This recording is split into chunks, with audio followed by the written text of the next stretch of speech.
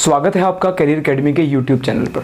तो आज की क्लास में मैं आपको पंचायत ऑफिसर के लिए कुछ पंचायती राज के स्टार्टिंग के टॉपिक कराने का प्रयास करूंगा। मैं आपको बताऊंगा कि पंचायती राज भारत में कैसे इवॉल्व हुआ है, कैसे वो चला है और कैसे हरियाणा में कुछ स्टार्टिंग इसकी करा दूंगा। ठीक है जी। तो पंचायती राज आपको पता है, इसको PRI यानी पंचायती राज इंस्टीट्यूशन कहा जाता है, यानी पंचायती राज संस्थान। ये जो है ग्रास रूट डेमोक्रेसी, यानी सबसे नीचे यानी ग्राउंड पे डेमोक्रेसी जो होती है, गांव में जो डेमोक्रेसी होती है उसका एग्जाम्पल है। तो भारत में ग्रास रूट डेमोक्रेसी यानी स्थानीय स्तर पर जो डेमोक्रेसी है उसका एग्जाम्पल आता है हमारा पंचायती राज संस्थान। तो पंचायती राज संस्थान की शुरुआत सबसे पहले अंग्रेजी काल में हुई थी। तो सबसे पहले क्वेश्चन आएगा, 1864 में पहली बार स्थानीय स्वशासन यानी लोकल सेल्फ गवर्नमेंट का प्रयास हुआ 1864 में। फिर आता है लॉर्ड रिपन। लॉर्ड रिपन ने सबसे पहली बार स्थानीय स्वशासन यानी लोकल सेल्फ गवर्नमेंट को अप्रूव किया, तो उनको father of local self government कहा जाता है। उन्होंने ऑर्डर पास किया कि स्थानीय स्वशासन को शक्तियां मिलेंगी, तो उन्होंने Magna carta of local self government यानी स्थानीय स्वशासन के लिए मैग्ना कार्टा का एक प्रयास किया था।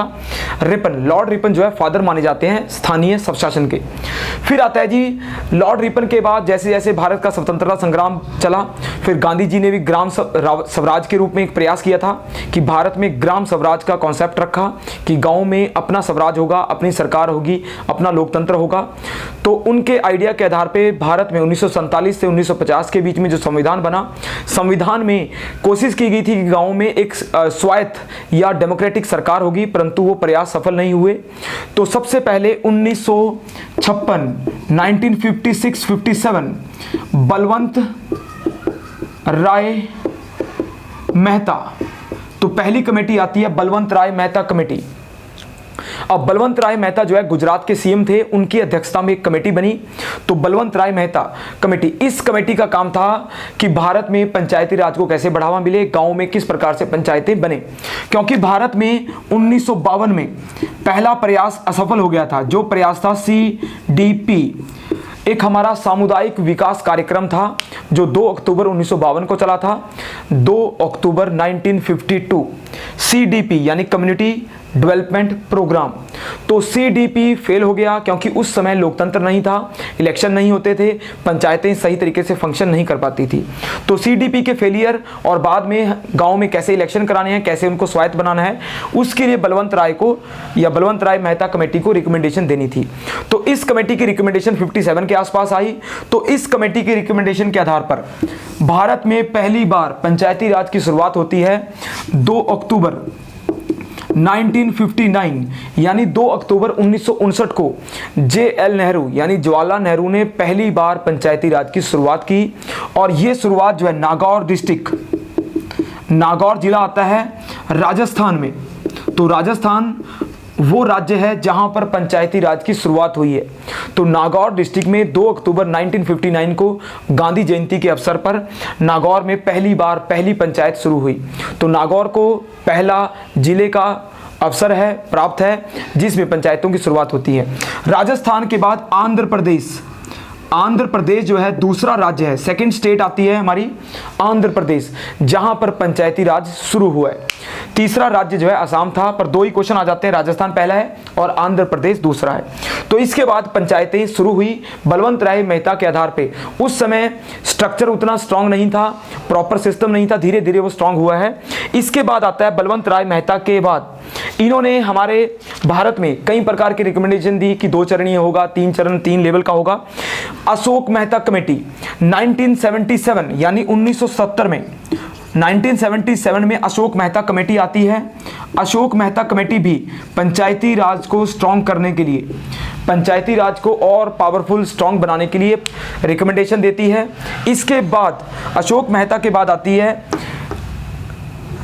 PVK राव या PVK राव कमेटी। ये कमेटी 1985 में आती है, 1985 में आती है, जो कमेटी बताती है कि भारत में किस प्रकार से पंचायती राज को और शक्तिशाली बनाया जा सकता है। इसके बाद सिंघवी कमेटी, सिंघवी कमेटी जो है, ये कमेटी जो है ये भी पंचायतों को स्ट्रॉन्ग करने के लिए कॉन्स्टिट्यूशनल स्टेटस, संवैधानिक स्ट्रक्चर की बात करती है, यानी उनको कॉन्स्टिट्यूशनल स्टेटस देना चाहिए ताकि वो और शक्तियां प्राप्त हो उनको, सिंघवी कमेटी। फिर लास्ट आता है पी के थुंगन कमेटी ने भी पंचायतों को स्ट्रॉन्ग करने की बात कही थी। तो 86 में ये थी और ये 1988 में थी, थुंगन कमेटी 1988। तो ये सारी कमेटी हैं, Balwant Rai Mehta committee, Ashok Mehta, PVK Rao, Singhvi committee और PK थुंगन। इन कमेटियों की रिकमेंडेशन के आधार पर भारत में बाद में आप देखोगे पंचायतों को एक और शक्तियां या कॉन्स्टिट्यूशनल स्टेटस की जो शक्ति मिलती है वो इन्हीं कमेटियों की रिकमेंडेशन के आधार पे मिलती है। तो ये आता है जी 1992 और 93 में, यानी 92, 93 में। असल में ये लागू होता है 24 अप्रैल 1993, 24 अप्रैल 1993 को प्रॉपर रूप से लागू होता है। इसको 24 अप्रैल को हम पंचायती दिवस यानी पंचायत डे के रूप में भी सेलिब्रेट करते हैं, 24 अप्रैल। तो 92-93 में भारत सरकार क्या करती है, 73rd संशोधन यानी 73वां संशोधन लाती है। 73rd अमेंडमेंट, कॉन्स्टिट्यूशन में एक चेंज किया गया, अमेंडमेंट किया गया। 1992 में स्टार्ट हुआ ये और 93 में कंप्लीट हुआ, 73rd संशोधन आता है। ये संशोधन जो है हमारे देश में पंचायतों को संवैधानिक स्तर या स्टेटस देने के लिए था, यानी पंचायतों को कॉन्स्टिट्यूशनल स्टेटस दिया गया। कैसे दिया गया, पार्ट 9A या भाग 9A पंचायतों के लिए बनाया गया 9A, और नगर पालिकाएं भी आती हैं 9A में, 9A में। और आर्टिकल आता है 243, आर्टिकल आता है 243 जिसमें ABCD के आधार पे आर्टिकल हैं। तो 9A 243। इसके अलावा 11th शेड्यूल या 11वीं अनुसूची का निर्माण हुआ है, यानी जो सारे भारत में पंचायतों को 11वीं अनुसूची में डाला गया। 11th शेड्यूल आती है जिसमें पंचायतों का वर्णन किया गया है, उनकी शक्तियां हैं। 9A पार्ट है, आर्टिकल 243 है। 73rd अमेंडमेंट है जो 92 में शुरू हुआ था, 93 में इसको कंप्लीट किया गया था। ये मेजर चेंजेस आए संविधान में। संविधान में पंचायतों को एक स्टेटस मिला, पावर मिली। अब ये संवैधानिक ऑर्गन है, यानी एक कॉन्स्टिट्यूशनल इंस्टीट्यूशन है जो गाँव में होती हैं, इलेक्टेड पार्ट होते हैं, इलेक्टेड डेमोक्रेसी का एग्जाम्पल है। तो 11वीं अनुसूची, 9A part, article 243, 73rd amendment 92 और पंचायत डे आता है 24 अप्रैल। ये मेजर चेंजेस हुए जो 92-93 में थे। उसके बाद 1994 में हरियाणा में पंचायती राज एक्ट आया। तो 1994 के बाद उसमें अमेंडमेंट भी किए गए और उन अमेंडमेंट में हरियाणा में पंचायती राज को त्रिस्तरीय यानी 3 लेवल बनाया गया। सारे भारत में त्रिस्तरीय है यानी 3 लेवल हैं, जबकि पश्चिम बंगाल में 4 लेवल हैं यानी 4 लेयर हैं, जबकि भारत में 3 लेयर हैं। जैसे इसके लेयर कैसे आते हैं, सबसे पहले आता है ग्राम स्तर। ग्राम स्तर पे आता है विलेज लेवल पर। तो पहला लेवल है विलेज ग्राम स्तर पर। तो आपको पता है ग्राम स्तर पर विलेज पंचायत होती है, ग्राम पंचायत पहला लेवल आता है हमारा ग्राम पंचायत का। तो ग्राम पंचायत जो है सबसे लोअर, सबसे नीचे होती है। गांव में डायरेक्ट डेमोक्रेसी, प्रत्यक्ष लोकतंत्र का एग्जाम्पल है ये, प्रत्यक्ष लोकतंत्र। दूसरा स्तर आता है इसमें, वो आता है जी पंचायत समिति। पंचायत समिति होती है जो ब्लॉक लेवल में होती है, खंड में होती है, ये ब्लॉक लेवल में होती है हमारी पंचायत समिति। तो पंचायत समिति जो है कुछ गांवों के ग्रुप यानी खंड ब्लॉक में होती है। ये एक गांव या 2 गांव में ग्राम पंचायत होती है। तीसरा है जिला परिषद। जिला परिषद जो है जिले में होती है, एक जिले में एक जिला परिषद होती है। और ये जो है डिस्ट्रिक्ट लेवल में आएगी, हमारी डिस्ट्रिक्ट लेवल में हमारी होती है जिला परिषद। तो हरियाणा में ग्राम स्तर, पंचायत और जिला स्तर, ये 3 लेवल होते हैं।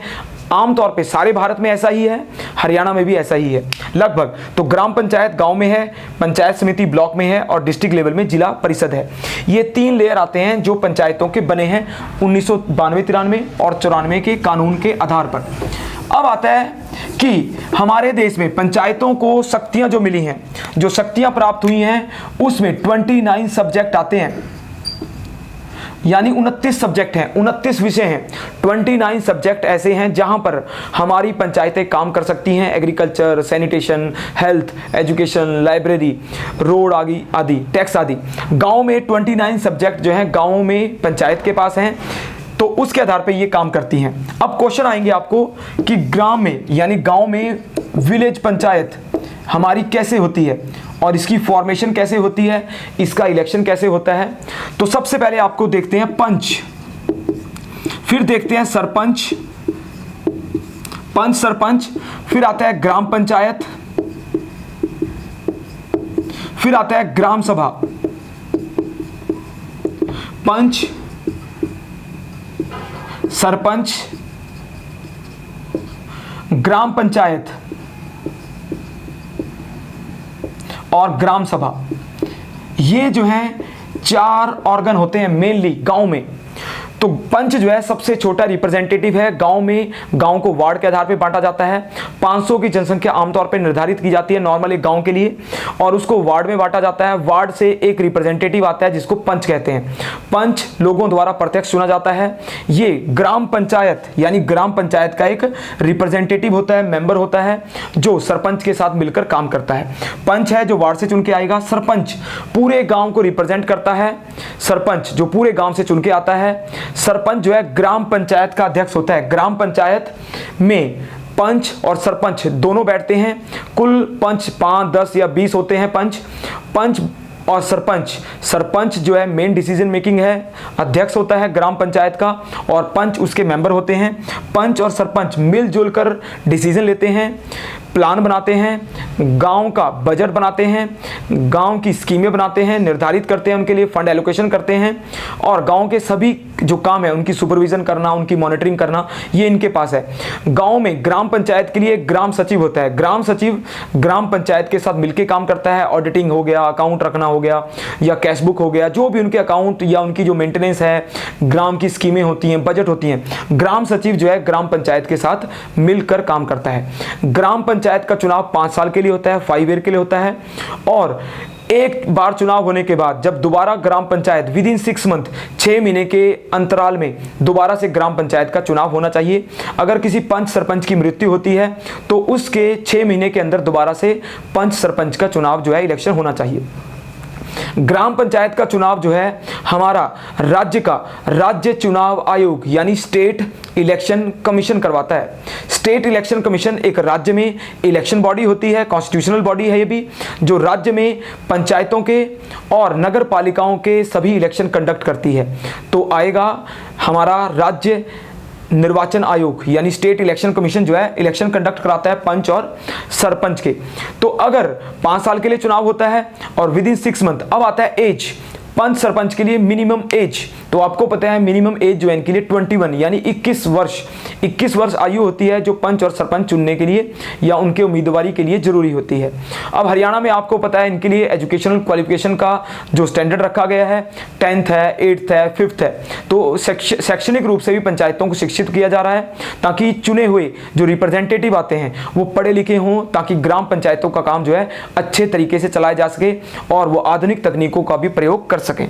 तो आपको पता है कि शैक्षणिक योग्यता बनाने वाला हरियाणा एक मुख्य राज्य है, जिसमें 2016 में जो चुनाव हुए हैं उनमें महिलाओं की संख्या बढ़ी और जो पढ़े लिखे उम्मीदवार थे या पढ़े लिखे पंच सरपंच थे उनकी संख्या भी बढ़ी है।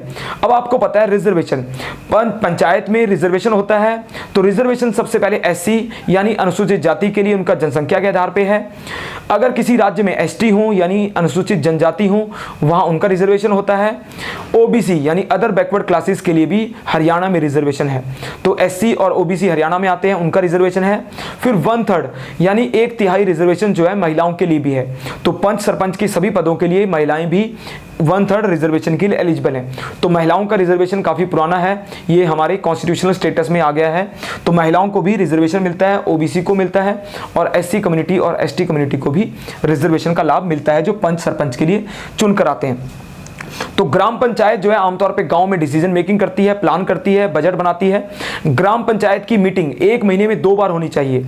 12 महीने में लगभग 24 मीटिंग बनती हैं। इन मीटिंग का रिकॉर्ड रखना, प्रोसीडिंग का रखना, ये ग्राम सचिव का मुख्य काम होता है। वो ग्राम पंचायत के डॉक्यूमेंट आदि संभालता है, रिकॉर्ड कीपिंग वही करता है। तो ग्राम पंचायत अपने डिसीजन ग्राम सचिव के साथ मिलकर लेती है।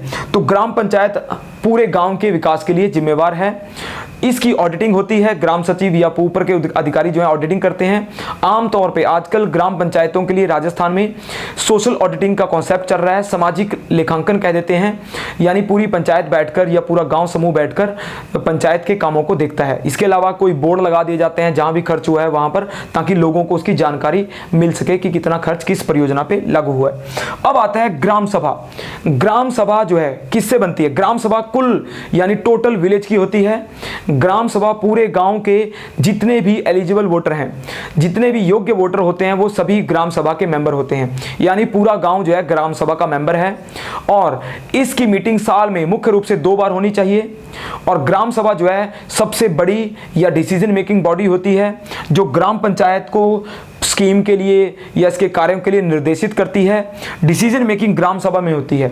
ये ग्राम सभा जो है ये गांव की एक तरह से पार्लियामेंट है, संसद है, जो गांव में सारे डिसीजन मिलजुल के लिए जाते हैं। पंचायत के जो ग्राम पंचायत के मेंबर होते हैं, पंच सरपंच, वो ग्राम सभा के डिसीजन मानते हैं। तो ग्राम सभा की मीटिंग वैसे तो सारे भारत में बहुत कम प्रॉपर रूप से होती हैं। भारत सरकार ने प्रयास किया है कि ग्राम सभा की मीटिंग की रिकॉर्डिंग हो, प्रॉपर रूप से हो, और गांव जो है अकाउंटेबिलिटी के आधार पर ग्राम सभा की मीटिंग को कंडक्ट करें, क्योंकि ग्राम सभा ही एक ऐसी सभा है जो ग्राम पंचायतों को कंट्रोल कर सकती है, करप्शन आदि को रोक सकती है और इनके फंक्शन को इंप्रूव कर सकती है। ग्राम सभा में 18 वर्ष से ऊपर के सभी लोग आते हैं, एलिजिबल वोटर, यानी 18 साल वोटिंग एज है। वोटिंग एज के आधार पर सारे देश में जितने भी लोग होते हैं, हर एक गांव के हिसाब से वो अपनी ग्राम सभा के मेंबर बनते हैं। तो हरियाणा में भी ग्राम सभा का कॉन्सेप्ट है। ग्राम पंचायत, पंच, सरपंच ये मुख्य रूप से होते हैं। तो सबसे लोअर लेवल में हमारी ग्राम पंचायत थी, जिसमें पंच सरपंच हैं, ग्राम सभा होती है, ये गांव की है। पंचायत समिति ब्लॉक में, यानी जिले में कई ब्लॉक बनाए जाते हैं। ब्लॉक में ब्लॉक समिति के इलेक्शन होते हैं, जिनको पंचायत समिति कह देते हैं। तो इनके चुनाव जो है पंचायती इलेक्शन के आधार पे होते हैं। वार्ड होते हैं, वार्ड बनाए जाते हैं कई कई गांव के, और वार्ड से जो निर्वाचित होके जाते हैं वो पंचायत समिति यानी ब्लॉक के मेंबर बनते हैं। और ब्लॉक के मेंबर अपना एक चेयरमैन चुनते हैं और अपना एक डिप्टी चेयरमैन चुनते हैं। तो अपने सारे काम डिप्टी चेयरमैन और चेयरमैन के साथ मिलकर काम करते हैं। ब्लॉक लेवल में BDPO यानी ब्लॉक डेवलपमेंट जो पंचायत ऑफिसर है, या BDO कह देते हैं, ब्लॉक डेवलपमेंट ऑफिसर होता है। तो BDO या BDPO जो है ये ऑफिसर होता है जो ब्लॉक लेवल के सारे काम देखता है। ग्राम सचिव इनके नीचे होते हैं। तो ये अधिकारी है जो प्रशासनिक रूप से सारी accountability, auditing, transparency, planning, budget आदि, फंडिंग आदि सबको देखता है। हर एक पंचायत समिति में अपने फंड होते हैं। जैसे विलेज का अपना फंड है, ऐसे ही पंचायत समिति का अपना फंड होता है। उस फंड की ऑडिटिंग, अकाउंटिंग आदि रखी जाती है। तो BDO या BDPO जो है इस स्तर में आता है। तो जो हमारी पोस्ट है पंचायत ऑफिसर की, वो भी ब्लॉक लेवल से काम करेगी। ग्राम पंचायतों में भी उसकी ऑडिटिंग, अकाउंटिंग करने की जिम्मेवारी होगी। गांव में पंचायतें कैसे काम करती हैं, उनका काम जो है इस पे आएगा। फिर आता है जिला परिषद। जिले में एक जिला परिषद होती है। पूरे जिले में ऐसे वार्ड बनाए जाते हैं जिनमें सारे जिले के इलेक्टेड रिप्रेजेंटेटिव जिला परिषद के मेंबर होते हैं। इसका अध्यक्ष आमतौर पे जिला अध्यक्ष यानी DC आदि को बनाया जाता है। जो कमिश्नर होता है या डिप्टी कमिश्नर होता है DC, वो जिला परिषद का अध्यक्ष बनता है। इसमें जो है प्रेसिडेंट और वाइस प्रेसिडेंट 2 पोस्ट होती हैं। प्रेसिडेंट सबसे बड़ी पोस्ट है जो जिला परिषद के सारे कामों को, डिसीजन मेकिंग को, बजट आदि बनाने के लिए मुख्य जिम्मेवार है। अगर वो नहीं है तो उसकी जगह वाइस प्रेसिडेंट जो है उसके काम को देखता है। इसके अलावा DC हो गया, या हमारे पंचायत के जो ऑफिसर हैं वो भी असिस्ट करते हैं। इसके अलावा जिला प्रशासन जो DC है, SP है, वो भी इनको असिस्ट करते हैं। इसमें जिला परिषद में हमारा चीफ एग्जीक्यूटिव ऑफिसर होता है, CEO, जो मुख्य रूप से सारे ऑडिटिंग, अकाउंटिंग, ट्रांसपेरेंसी आदि को रखने के लिए, जो रिकॉर्ड कीपिंग है या हमारे जो फंड होते हैं उनको देखने के लिए एक चीफ एग्जीक्यूटिव ऑफिसर होता है, तो जिला परिषद के काम को देखता है। तो 3 लेयर हैं, तीनों लेयर में हमारी पंचायतें काम करती हैं। इन पंचायतों का मुख्य काम है ग्रामीण विकास, विलेज डेवलपमेंट।